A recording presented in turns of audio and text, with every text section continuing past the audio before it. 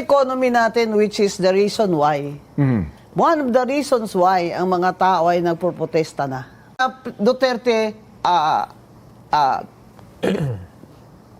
became president in a very difficult time dahil nag-COVID pa. Yes. Okay? Tatlong taon. Umakyat yung debt ng Pilipinas because kailangan magutang para sa mga ganito, sa pandemic, sa ganyan.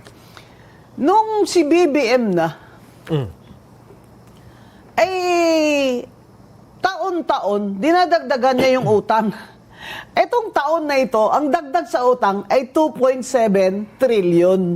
2.6 trillion na yan, sa 2.7 na utangin natin sa taong ito, sa ibang bansa at ibang sa labas ng mga world financial institutions, ay para lamang sa gastusin para mapaandar ang gobyerno o administrasyon ni BBM.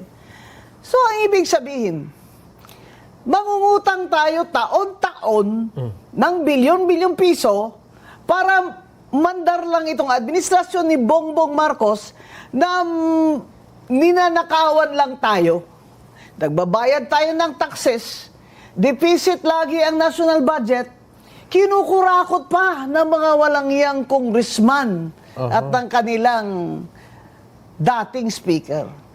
Ayun, ibig ko sabihin, may mga palyahan. Si Digong, meron din naman siyang kapalpakan sa ekonomiya. Ekonomiya pinag-usapan natin, ha?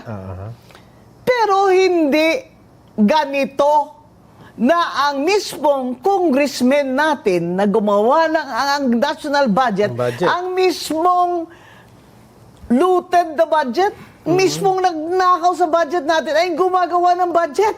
Ibig sabihin, ang mahihirap, lalong humihirap dahil malala na sa VAT, 12% the highest in Asia, at the same time, grabe yung pangungurakot ng mga congressman. Ibig sabihin, ang gobyernong nangungutang ng 2.7 trillion taon-taon o sa taong ito is operating on a deficit habang ang mga congressman gagawa ng budget na deficit na, nanakawan pa nila ang mga... Ayan ang problema. Sinabi ni BBM kanina, mga walang hiya daw sila. Ikaw ang dapat mahiya. Kasi dati, bago kay BBM, ang mga congressman ng ganyan, nagnanakaw din yan sila, may SOP din yan sila, pero may konting takot sila at hiya.